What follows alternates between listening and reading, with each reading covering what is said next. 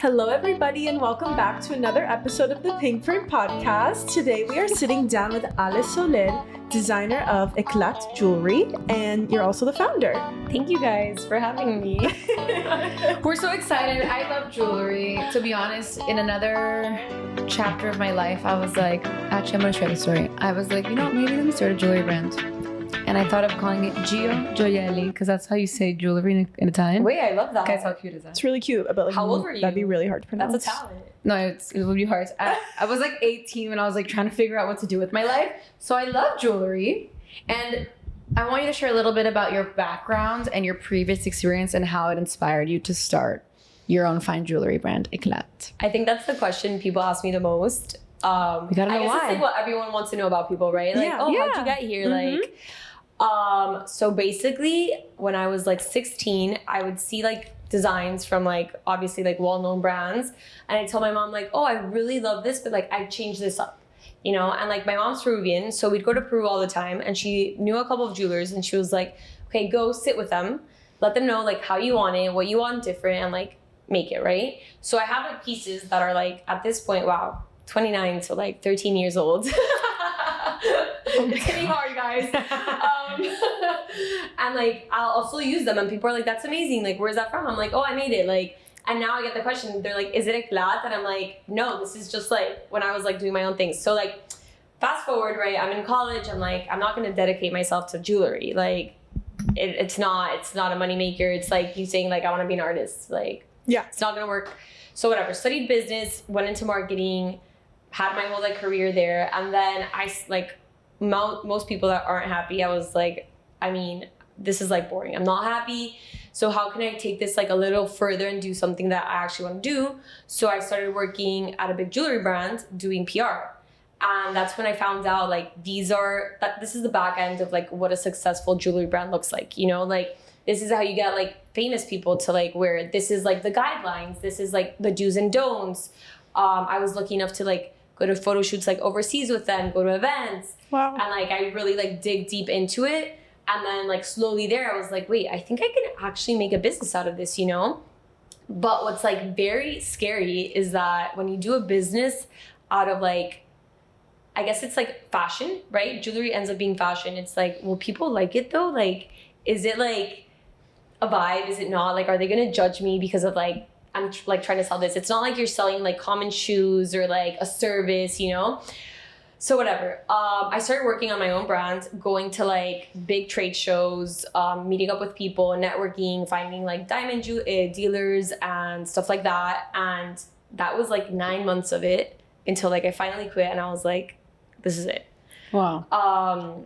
And I started Éclat. I also like, we'll get into that later, but like I also started taking jewelry design courses. And then when I launched, I had like a little tiny like friends and family launch party.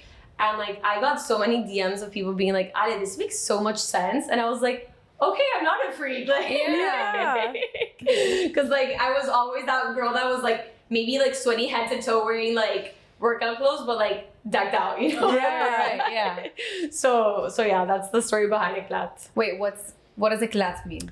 Éclat actually is both English and French. So that's cool. That's like, I was like struggling. That's so how's it in English? Like, Éclat? Éclat. And what does it mean? Right? It means, in both, it means like brilliant, bright, shine. Oh, I love that. So like shine, brilliant, like a diamond, right. So I was really struggling with the name, not like you.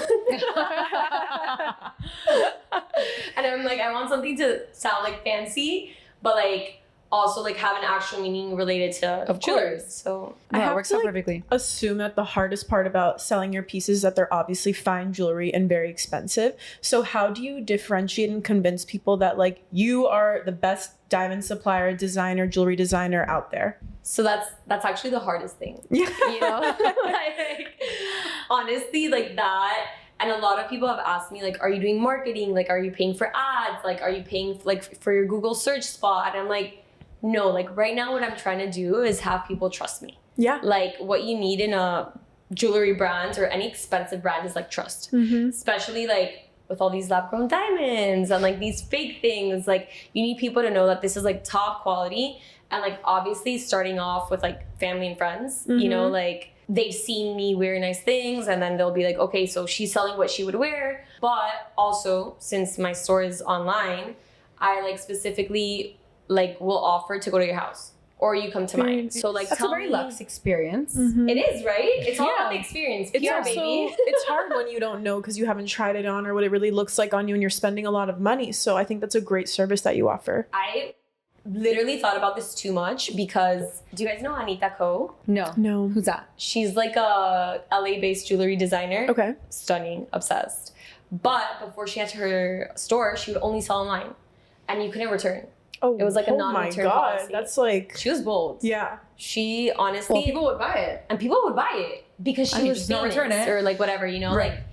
And I'm like, no, I want to offer the experience. Like, whenever you buy, like, I mean, I'm like old school. Like, if I buy a purse, a nice shoe, jewelry, I want to go to the store. Yeah, It's absolutely. money, right? No, you want to feel it. Like, you want to Exactly. see it, like, you know? Yeah, try it on. Like, okay, you like this. I also have like this and this in your budget or I within love your that, style. by the way. Like, I love when people like do that. offer the things. Like, Yeah. I'm not pressuring you, and I literally like I'm like fully disclosed. If you don't even like what you thought you liked, it's fine. Like, Right. just try it on. Just like even by trying it on, it's like, okay, you saw that this is maybe not for you, but like you saw the quality, Right. You saw it on, like. Yep. You're gonna like it, or like something else. So I'm offering that, which is nice. I think that's very different. And I think that really builds that connection between you and the consumer. And that will help people also trust you more because you're also meeting you, the founder. Exactly. And seeing it on you as well. So I think that's really different. And you can tell the story. Yes. You know, like I feel Yeah. like no one can tell it better than the person that did it. So if I'm there telling the story, like talking about it, that also like kind of persuades you. Yeah. And with like a jewelry buyer, you want like a repeated customer. Yeah. You want them to come back and like, oh, let me upgrade my diamonds. Let me upgrade this. So like, Of course. honestly, like service is like top. At the top. And the industry isn't the best at like servicing. So Actually, it's not. On the contrary, you go into these big name stores like Oh, they're Bulgari. assholes. I'm like, I remember a Bitches. story. At Tiffany, they're so rude. Actually, like if you're wearing I will ugly say Tiffany, clothes, they're nice. All right, one time. I don't think so. Wait, we need to say this story because it's This all is about actually jewelry. really funny, and this is the only story. This is what she's talking about. This is that great. They were nice. So we went into Tiffany Design District, and I was going with my fiance just to check out some wedding bands, see what kind of style we like. I go, Kati, if you're around, I knew she was around design. I'm like, come join us. And she I'm came. telling my boyfriend, like, oh, we're just gonna meet Gio and Ricky. They're in Design District. We'll say hi. I didn't say like, we're going to Tiffany to try on way. And then we go. You're like hit, hit. We're going on trying things, and then we're looking around, and there's this massive 10 carat. It's like on the real wall in a golden ring. casement. Yeah, like, it's like all locked up, and we're like, wow, like how much is that? They're like $1 million or 1.2, and then they're like, do you want to try it on? I'm like, Like they were fucking nice way. enough to let us fucking try it on. I go, No way. I literally go, me? Like, are you sure? She's like, yeah, let's have some fun. Try it on. I'm like, okay. Swear to God. I They were tried probably on. really bored that day. No, Had to have been. I tried I on. heard I'm it like, looks fucking I'm sick. taking a pic like this, like as if, and then I see another one that's also like 10 and a half carats. She's like, you want to try that one on? I'm like, sure. No, she tried on the sickest ring. On me, it looks like I'm wearing a fake Amazon ring Yeah. because it's Yeah. just so big. It's on just like me. over the top. It's too much for her. I'm like, this is you. I'm like, why is now this is what he needs to get you 10 carats. yeah, 10 and a half. I'm I'm like, I'm like, manifesting this and nothing She's like less. 10 and a half. I look at my boyfriend and I'm like, it looks like normal on me, like normal size. He's like, Did he like meet you outside at the coffee shop? and He's he's like, like, it was like the day after his birthday. He's so hungover. He's like, I can't even like look at this. I'm gonna vomit everywhere. I'm like, okay, bye. But anyways, okay, They were nice that one time. Tiffany was nice. That's you were lucky. But if you go into Bulgari, another good story. My grandma would just, I don't know what happened one day. She went in like workout clothes and like God Havaianas. forbid. God forbid. And they don't look at you. They don't. They don't look at you. And my grandma's like, I'm here to pick up my watch, bitch. You know, but it's just Yeah, like I'm a what do you returning do? Like, customer. like, what do you mean? And it's like, if you don't like look the part, which also like goes to say like really just because you look the part, which sometimes you can look it and not afford even buy anything. anything. And a Delvey. Or Literally Anna Delvey. Or you could Let's be not look- like, my poor grandma, just like going to, get whatever she needs. And it's like, no, I won't look at you. And it's like, they're rude. They're super rude. I feel So like I think this is such a nice, different approach. Yeah. yeah. Like, I hate when luxury brands, I know that I guess it's part of like the hype, but like, I don't know, like when you make me wait in a line. But like it isn't part of the hype because I I don't like that. You guys, I was going to like see jewelry in Madrid, Mhm. okay? everyone was so nice. Cartier, Bulgari, Chopin, Yeah. like all these brands were like, what do you want? Do you want water? Sit here, try this on, whatever. I did literally the same thing in Bell Harbor.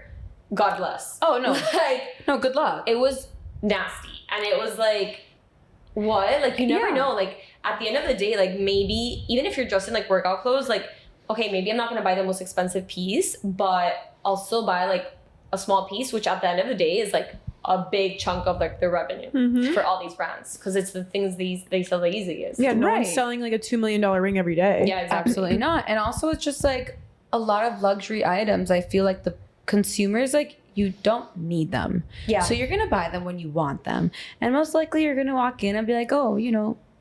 Sometimes you will go with a vision, like, oh, today I want to go buy something from Cartier. Sure, okay. Yeah. But other times, like, oh, let me take a look. And they already turn away and they're like, no, like, okay, I didn't need it. You don't I want it. still fucking want it. Yeah, you you know, know, like, now goodbye. Yeah. Actually, You know, though. so now you actually lost a potential sale. So I love that approach. Yeah.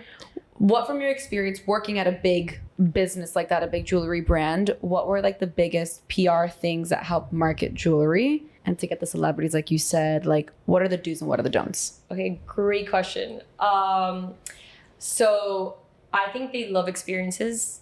You know, like, we would constantly plan trips for them, for events, because like all these big brands throw a ton of events, and they like to be like catered, like, since they get on the plane till they get off the plane, every single event counts. And like, they have like obviously contracts, you know, that they have to post, but like, obviously if their experience is great, like, it'll go even further, like, you know, with the brand, and then they'll want to like wear the brand more like on their own, because a lot of these like very famous people honestly do everything for money, which sucks, you know. But like, if they have a contract or they get paid, they'll like switch, because that's like how it is.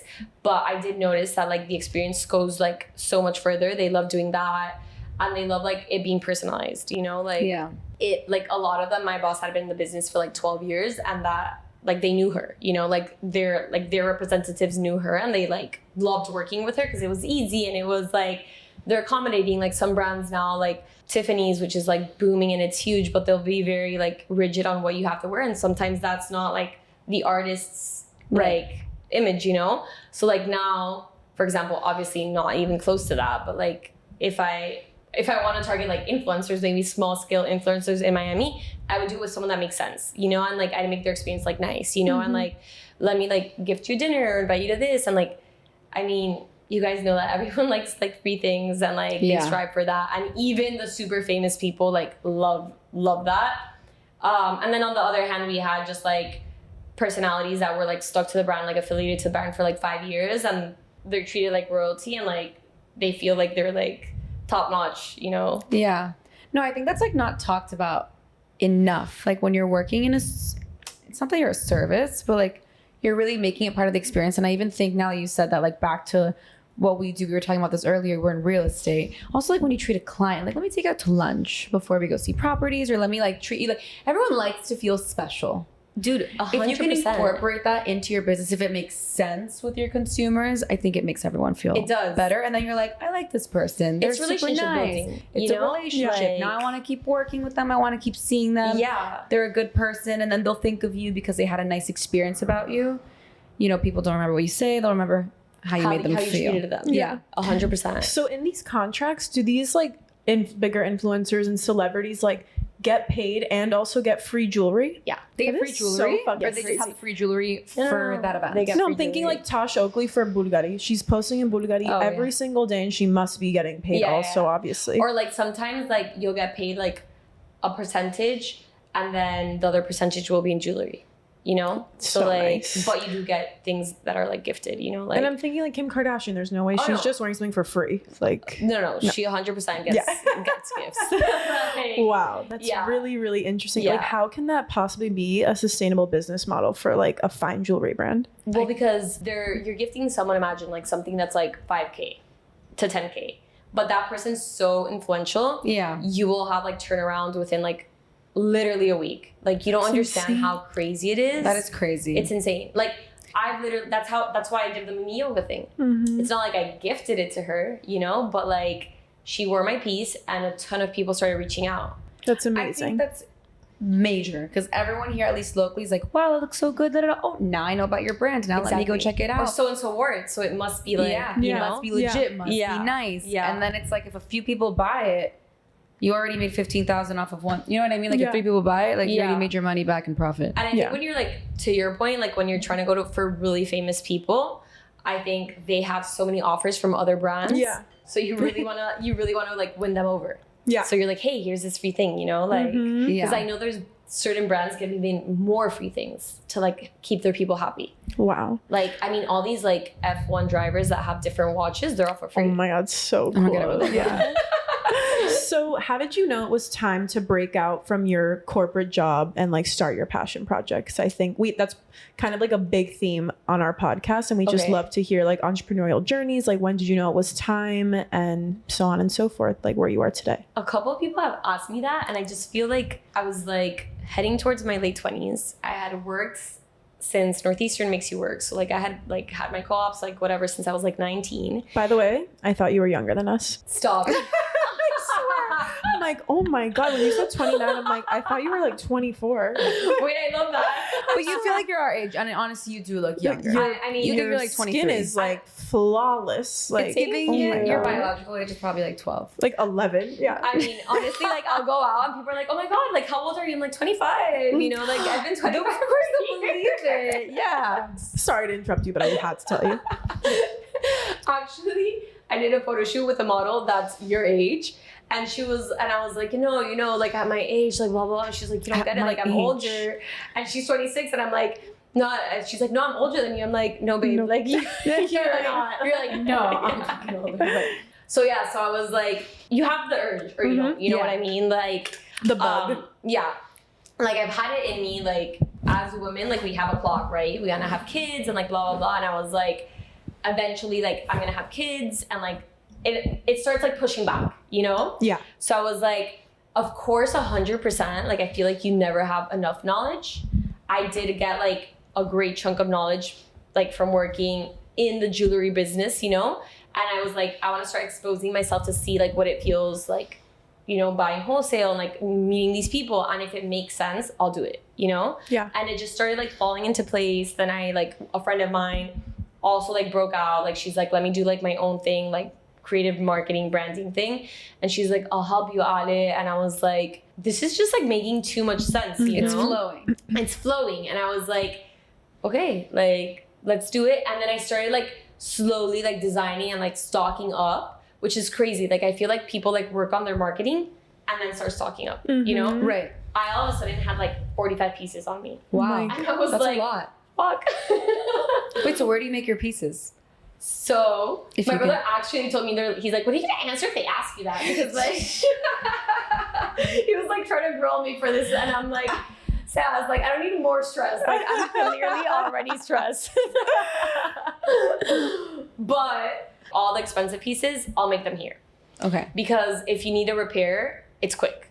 Comes back to like customer service. Yes. Like I bought a Pomerato bracelet, something fell from it. It took a month. Like, what? I have to go back to Italy or some shit. Like, and they're like, you don't get the craftsmanship in Europe. I'm like, no, babe, I don't get it. Like, you're like, I need this one now. Or next week. I'm like, why? Like, why? Why is this taking so long? You don't pay that long to like, pay that much to like, you know?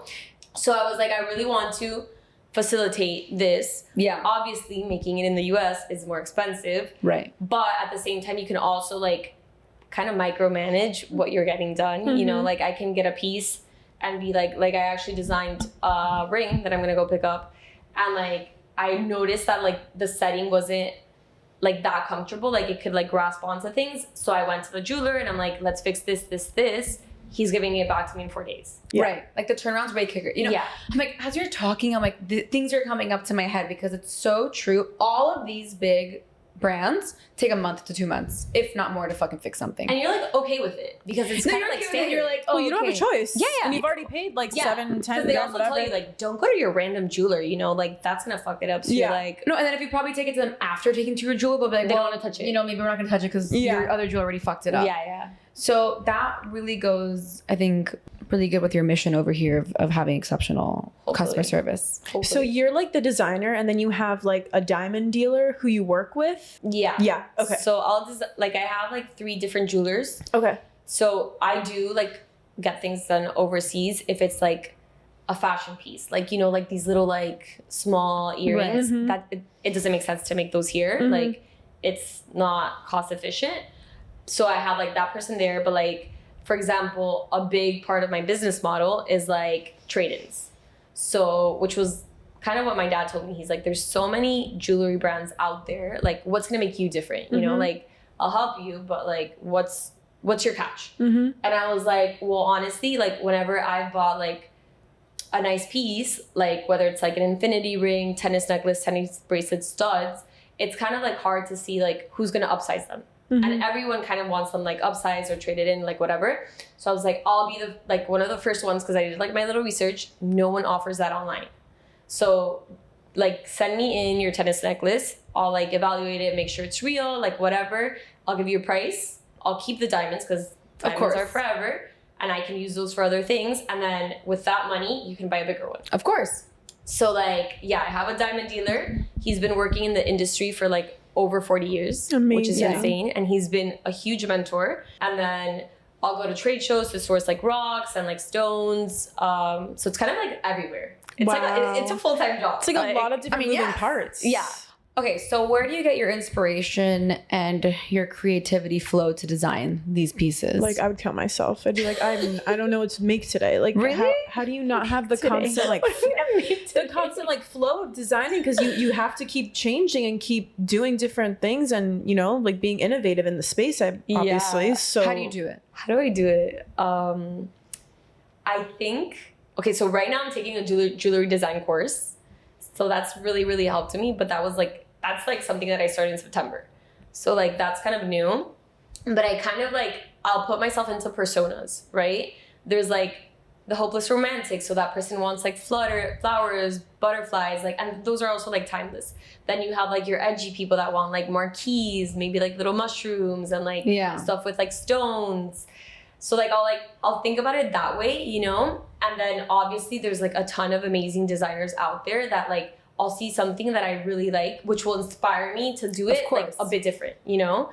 So like obviously my Éclat's Instagram account follows only jewelry designers. And I'm like constantly like, ooh, I need this, but like better or different, you know? Yeah.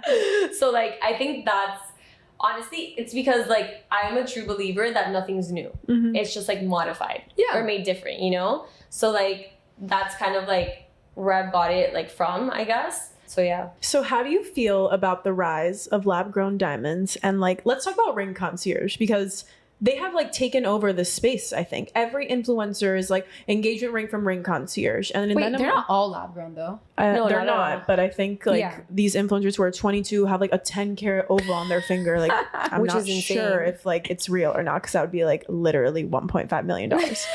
So From As we Tiffany. know, I know. yeah. Okay, I know. So Full disclosure. and like, I don't know. I just feel like every single influencer, at least that I follow, is posting about ring concierge all day long. And I'm like, how did they even like get all these people on board? Like, when did the rise of lab grown diamonds come to be? And like, how are they infiltrating the space? Yeah, that is, well, ring concierge is like a sensitive topic for me. Like I do not like that. She's like, I'm a personal victim. Actually, I'm a personally victimized by concierge. well, they obviously had a great marketing strategy, right? Yeah. Let's target all these micro influencers, pay them, have them like post or give them a great discount. Who knows what they did, and like post their engagement, because that is a trend. Like every single person in the industry will tell you, like if you get one like solid person to buy an engagement ring from you, you're set. You know, like, because that's like a big thing, you know, like if someone trusts you with like their engagement ring, like, and I remember when they started like booming, I was someone probably from like The Bachelor or something that like got engaged with their ring, and then you just started seeing like everyone, took off. and I'm just like, I mean, I don't think they're real. They're probably lab grown, half of them. No, you if can you go choose. online, you can choose. Oh, they have the option? They You have can both. say, Okay. I want to buy a lab grown, or then I think you can consult with them to make like a real one, I Okay. guess. Yeah, Both. You because- can consult them for Right. both. They have both on the website. Okay. I'm pretty sure the majority of people are choosing lab grown. Because it's just like, they're already overpriced. So what do you think of lab grown diamonds? Are they just fake? So no. They're not So no. They're not fake. They're not fake. But we need to have this conversation. Yeah, and I feel like no one really gets it, and it's a No very one. like it's a sensitive topic in the jewelry industry right now. Where like, I don't know if my opinion is gonna change Over time. 5 Over years time. from now. Right. You know, Mhm. it's like the electric car. Everyone's Yeah. like, who the fuck is gonna buy an electric car? And now you see like so many people like buying electric cars, Right. and it like wasn't a flawed. It was like a like Yeah. I don't know.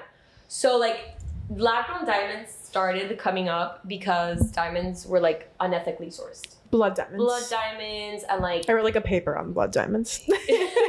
no way. Okay, so you're more informed than I am. But and like the mining of diamonds, which was like causing pollution. So like obviously people were like, let's make this like better. Sustainable. Exactly. Yeah. Which is not true because it's still made in a lab, which like causes pollution. But like, okay. So they basically were able to scientifically mimic a diamond, which is like the difference from like a silicon, like Swarovski diamond, you know? Right. Because that's what we had before. It was like you either get a Swarovski diamond or like a real diamond. Mhm. And the gap's like huge. And then all of a sudden you get like this diamond that's like scientifically the same diamond. They're technically real, I guess, how you say they're like not biologically, whatever. Like scientifically, they're literally the exact same. Chemically it could- composed the same. So they could be they're real, but they're just not sourced and they're not as rare. Exactly. Which is why they're probably cheaper and why they also have no value in the future. And that's my big thing. Like, Because I'm just like, do I just buy like lab grown earrings because I want to spend less instead of buying 30K diamond earrings? I wouldn't. That's, Right. But that's me as like a Why jewelry not? level. Why not? Yeah. Because back to the trade-in thing. Like, You if would rather have its value and be able to trade it in, or just Exactly. it hold its just have something that Exactly. has its value. Like, I was talking about this actually with one of my vendors, and he was like, no, you should buy like lab-grown tennis necklaces. Like, they're selling like hotcakes. And I was like, I refuse. And he's like, I used to refuse, but this is what sells. And I'm like, what do you mean? Because like, let's say a normal tennis necklace is like 9K. This will be 2.5. And then I'm like, Way more accessible. way more accessible, so more people are buying it. But I'm like, so then what do you think? Like, the person that could afford the 2.5K one is then in 3 years gonna come buy the 9K one? Like, I don't know if it would make sense for me. Like, I already have one, you know? Would you? No, I don't know. That's why I just think that's why I'm like, I don't know what I feel about them. I feel like if you're buying a fashion piece, which I've still not done. Because I think they're still expensive. Yeah. So it's not like you're buying Zara Yeah. versus buying whatever another contemporary brand that's more. It's like you're already paying 2,000-3,000. Exactly. Which confuses me. But the I thing is, see. I just think that real diamonds are just significantly more. Like Yeah. literally, you can get like 2-carat diamond lab growns for $2,000 or $3,000, and real ones For like that 20K. are clear and like very whatever the clarity could be like up of 20. Yeah. Right? I mean, you tell me if it's Yeah. like a very perfect diamond. So it's just like, I don't know. What confuses me is that I've been hearing from multiple people that like normal diamonds depreciate so much. Really? Yeah, that they like, I know somebody that had to sell their engagement ring, for example, and they like didn't even get half of what was spent on it back. So I think that's the only thing I'm confused about, because I'm like, okay, well, if it's depreciating, then like, why do we spend that much on it? Well, that's like interesting because the thing about diamonds is that they don't depreciate. You know, like if you buy a 1 carat stud 10 years ago, you'll buy it today for the double. Right. Is it because of the cut? Like the cuts depreciate. Like marquise are trending right now. Will they be trending 5 years from now? Probably not. So it'll be cheaper then. Yeah. But if you buy a round cut, I think you'd pay more. Like you'd get more for your Interesting. money. But Are you going to step into the lab grown world and include that into Éclat? Or are we just staying in the I'm timeless trying to ride it out for now. fine jewelry? I'm really trying to write it out. I think it might make sense for like I said, like fashion pieces, like things that like will rotate in your closet. If it's for like studs, infinity rings, tennis necklaces or bracelets. I don't want to, just because like then it takes away like the whole, let me like buy this from you like later and you can get a bigger one, a nicer, because that's like discarded, you know, like. And at the end of the day, like I also feel like jewelry for me is like a sentimental gift. You know, like of course.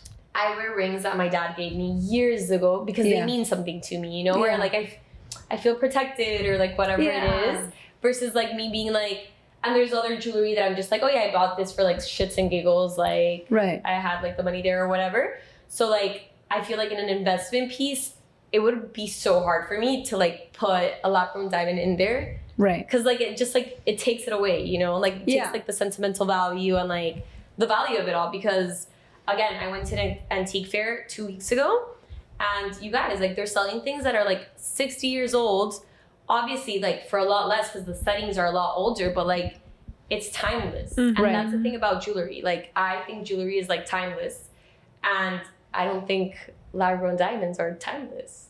You know? Right. Do you work with any other diamonds or stones, like rubies, sapphires? Do you want to also work with other gems? So I work with rubies, sapphires, emeralds. I love emeralds. I love emeralds. What's the yellow one? Amethyst? No, it's purple. Amethyst? What's the yellow? I love all those. What are you using those mostly for? Earrings, necklaces, rings? For everything. Honest. My favorites are emeralds. What do people love to get the most? Earrings, necklace? Earrings. Earrings? Definitely. Earrings. I would think it was rings. Yeah. They're also the cheapest. But earrings are like hotcakes. To be honest, I like earrings over rings. Really? Yeah. I don't know. Like for me, I guess I just like, I'll like play with like my fingers and like change my rings around, and my earrings, like I will, but like not as much. And I do think that like if you're trying to gift something, an earring is easier than a ring. Yeah. Right? Yeah. Also, like, you know, the sizing and it's a little bit more complicated. That's true. Yeah. But I love working with stones. With rocks, like I've only worked with emeralds because I'm scared. With malachite because it's my favorite rock. But I'm scared to work with rocks because they're just like more delicate. And like if something happens to it, like I don't want people thinking it's because of me. Yeah. I won't, like, you know. Yeah. It's because they're super delicate. I'm like, don't shower with them. Don't go in the oceans with them. So like, what's one piece you can't live without? I think my earrings. Like my studs. Earrings? I agree. Yeah. I love my studs. I feel like I'm naked when I don't wear earrings. Earrings. I could go out with nothing else, like no necklace, no. I honestly think I look prettier with earrings. I think so too. I wonder if guys think that. I know. No, I've they never probably asked. don't fucking think about I anything. don't think they realize. But like me, I'm just like, oh my god, I left with no earrings. I start to freak out. Or if you're like at a wedding with no earrings, I'm like, no, I like need earrings. Yeah, I can't. I feel that's like Kim Kardashian never wears earrings anymore. I just like maybe that goes like with her vibe though. Like yeah, I'm like Kim's vibe. Yeah, also, I'm not trying like, to be Kim. She doesn't want to be robbed, probably. No, anyway, exactly. So, what role do you think social media plays in your business? I think it's huge. How like do you like conform to it when like I don't know, how does it work when you're working with such a high-end brand? So and how have you been personally like utilizing it in your marketing tactics? I actually like my master's is in social media marketing. Amazing. So like that was just very helpful and a coincidence. I think for my brand that doesn't have a physical store, it's like huge, you know? And what I've noticed for like a high-end brand is that instead of just like boom, boom, boom, like posting, you need to build up like a persona, like an image. Like if I'm gonna go buy something that's like 2K, 3K, I wanna like, know it's fancy, know it's good, you know, like make it like trustworthy. So like I think the persona and like the vibe building is like huge. And I have noticed though, which I don't like, is that people love when I'm like on there. Like whenever I post a video of myself, like wearing the things or talking about it or trying things on, like it's where we get the most engagement. Like it's insane, you know? And like they want to see the face behind the brand. They do. Yeah. They really do. And I didn't want to be that girl that was like, hey guys, like here I am today. But like you have to. And people like love that now. I feel like people would eat up you specifically doing a get ready with me, putting on your jewelry. Yeah. Like I'm wearing this piece, I'm wearing this piece. I feel like people would love it. Yeah. And also you have great style, so I think it would like go perfectly. I get that all the time. Yeah. I should do it. And I'm like, you have to do it. I have to. I know. I think I mean, I follow brands because the founder's like insane and like, you know, like Stuffy Goblin is like on there all the time, like talking, and like Melissa Wood Health, like her lifestyle, like obsessed with her kids, like it's just you it's like very intertwined nowadays. The founders with their their businesses. Like honestly, right now, the only thing I pay for is like social media because I think it's like the most important thing. You know, like besides like e-commerce and like ads, I think it's the thing that like gets. It's almost like our word of mouth, you know, like word of mouth is the best form of marketing. Or like, I saw that, you know? Yeah. I saw that, and then you send it to somebody else, and it's like, oh yeah, and I saw it on Mimi, and then I saw it, you know what I mean? Exactly. And it's sort of like a word of mouth, but it's all like online, which is like how our world is now. Yeah. So you recently worked with Mimi Yoga, who's obviously a celebrity in Miami, like Mimi Yoga Studio. And I'm wondering like how, and in the future, like you're dipping your toe into bridal, I'm assuming right now, like you're not 100% doing that, right? Like, so this was your first wedding kind of. So like, how do you get someone to trust you to style them on like the most important day of their life? That's crazy. Like literally, like those photos are forever. Your pieces are on this person forever. I'm like, do you have any pieces for me to take? We can talk, Gio. But that's like something that I didn't even think about, you know, like, oh my God, when you get married, these are like forever pictures. Like these are things that you don't want to regret that you're wearing, you know? So bridal jewelry, I'm slowly dipping my toes into it. Yes. I have gotten a lot of requests from like friends to do their things, which I think is like the best way to get into it. You know, like it's like sentimental, like they like, obviously they trust me. It's a market. It's harder to like just dive in there, you know?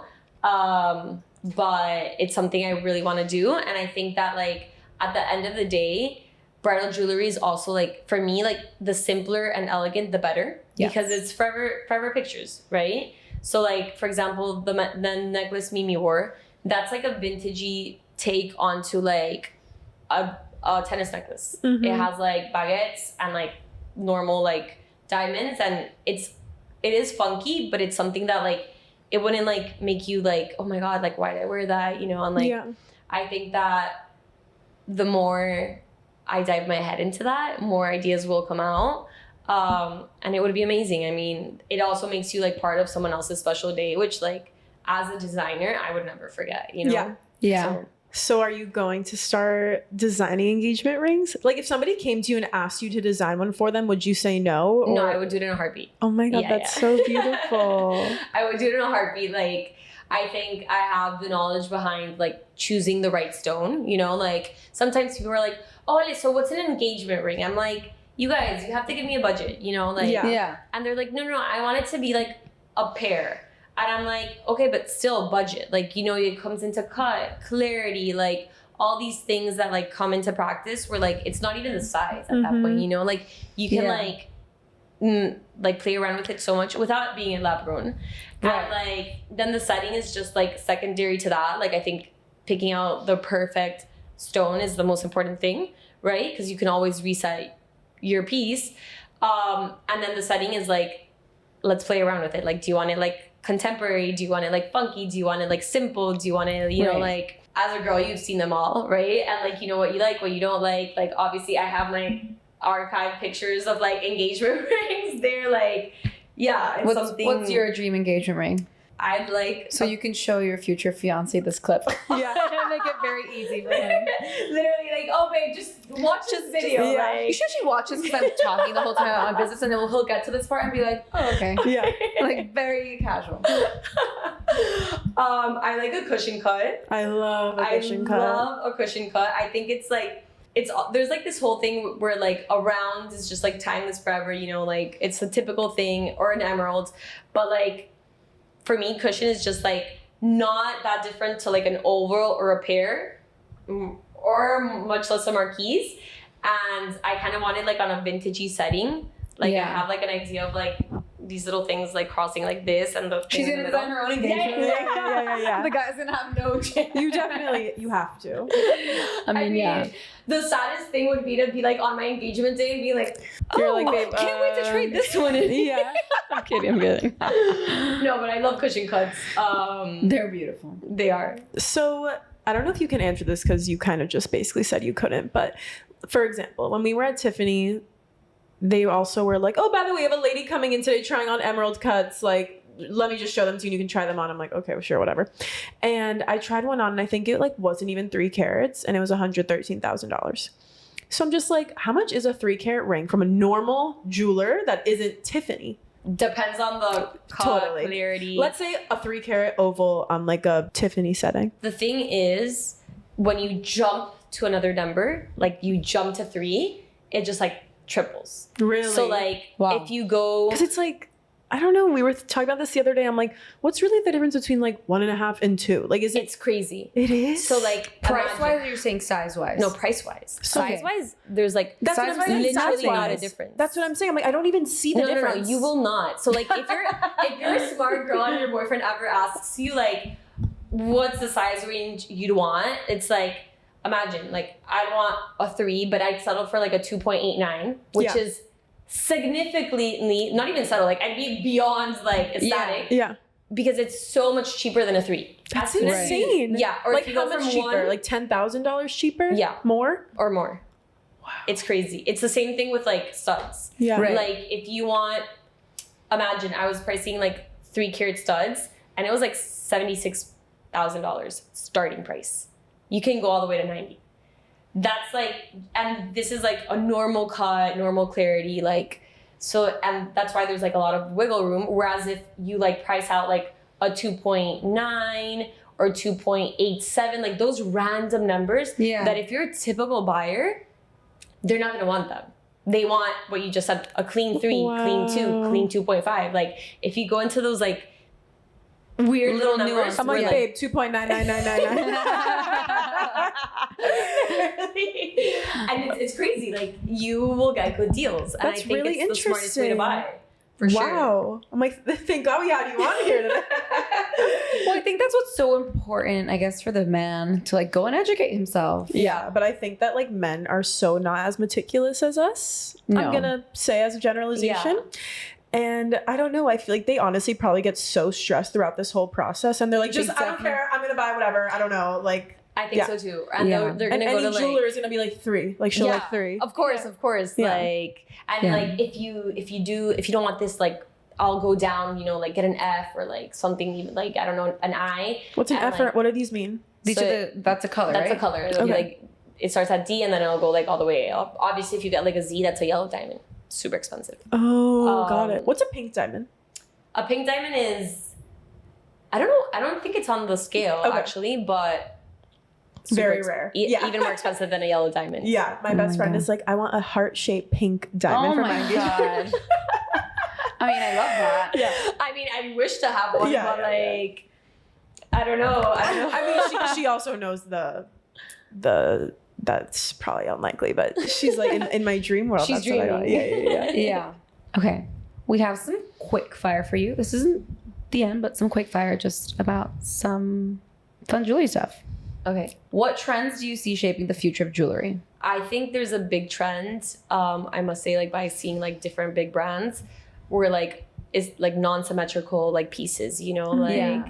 that's like very big. Do Or, you like the engagements that have the 2 diamonds? I personally don't. I think it like takes away from like the whole engagement, like vibe of it. That's huge though right now, and Yeah. that's Yeah, like, they're very also not trendy. symmetrical. Yeah, you know? That's why. Yeah. That's like I think that's a 2025 trend for sure. Long term, I don't know, but like I know that's like or like one earring's like different to the other. That's like a huge thing right now. And I've been I love it though. Like I like the funkiness, Yeah. especially like the funkiness in like something that's like so expensive. Because Yeah. it's then you're like, okay, she literally really likes jewelry, went out of her way to get something nice, but that's like different, but not crazy, you know? So Right. yeah, Okay. What's your favorite piece of jewelry that you've ever designed? I'd have to say I went to a trade show and I bought this very, very cool like Colombian emerald, which are like So the cool. best emeralds. and it was like a pear shape, and I designed a ring with it, which I was actually gonna wear today, and I wasn't able to pick it up. And that's been like my favorite, and the one that's been complimented the most too. So Wow. Okay, what's one piece of advice you'd give to someone shopping for a fine piece of jewelry, whether that's an engagement ring or studs or a tennis bracelet? I would say take your time. Okay. I'm like an honest seller. I think if you buy something that's like meant to be forever, don't like take an impulse, right? Like it's fine if you come to look at it 3 times or go on the website 10 times, you know, like make sure you really want it, Yeah. because then, you know, you're gonna be upset. Yeah. And then maybe that's related to the brand, who knows, you know? So take your time and like look around, like, and honestly, that's how I bought my stuff. Like, I'm like, oh, I really want a tennis necklace. And I'll like give it like 4 months, 5 months. And then I'm like, I still want it. Like, let me get it. Yeah. You know, like. That's the best way to shop, I think. I think so too. Impulsively. Like adding on to that, and I don't know if you can answer this because I assume it's a really hard question, but if someone were looking for an engagement ring, what would you tell the man to prioritize, like cut, clarity, or carat? I would say clarity, don't. Okay. Like, that's like basically the person that could see that the most is the diamond dealer, you know? Okay. So like, as long as it's like visibly flawless, which like most, you know, of them are that they'll sell to you, I would say like prioritize the color. I think a nice color says a lot more than a big size, you know? And a lot of jewelers will tell you that. Like prioritize, especially if it's an engagement ring, you know? If it's a stud, okay, whatever. If it's an engagement ring, I personally also rather go smaller and have something that's like really nice and small, eventually upsize it, than like a really big rock that's like, you know. Yeah. Yeah. I feel you're a quality over quantity kind of person. Who inspires you in the jewelry industry? I love Jessica McCormick. Her jewelry is insane. I don't know if you guys have heard of her. The founder of Fonray is really unique. She's super cool. All her pieces have stories to them, which goes on to like the storytelling. Like Anita Ko's great. Of course, I love Bulgari. Like, also working for them was like a big part of like getting to really love the brand and the designers behind the brand. So yeah, I think those are like my top. Stephanie Goblin is great. The way she works with stones and colors, amazing. Yeah. I love that. And she's fun. Yeah. Which I also love. What's your vision for Éclat in the next few coming years? If you'd ask me my ideal vision, it would be getting into engagement rings and like the whole wedding side of it. And then also like being able to like somehow design like that piece. You know, like how Cartier has like the love bracelet, Bulgari has Serpenti, like Chopard has the happy diamond. Like be able to come up with like a piece that like everyone knows, oh, that's Éclat. You know what I mean? That is like that's where I want to get to. I love that. You're working on it. Yeah. Yes. Okay, so how can listeners connect with you and with Éclat? Following me on Instagram, our website, my phone number's there, and my email's there.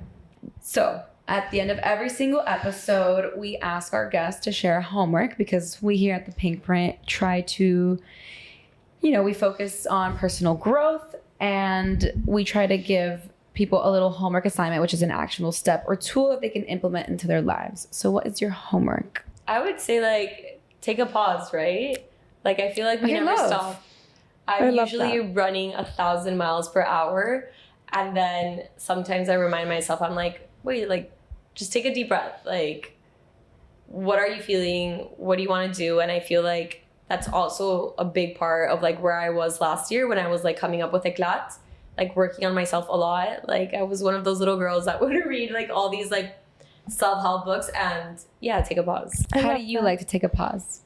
I love waking up before everyone wakes up. And like kind of like I'm not on my phone for like the first like 2 hours. That's really good. I'll work out, have my breakfast. I love having breakfast, and then kind of like slowly connect. And like the mornings I do that, you guys, like it sets such a tone to my day versus the days that I like wake up and I'm like, oh my god, fuck, I have to get on my class, like of course, or I have to like run somewhere, and like the whole day I can just like notice I'm stressed. Yep. And I'll like sit down. I'm obsessed with my dog, so like I'll sit down and just like be like, Luna, you don't get it, like Today has been A day. Today's been a I'll day. debrief her because she won't give me her feedback. You know, she'll just like give me some kisses and that's it. I love that.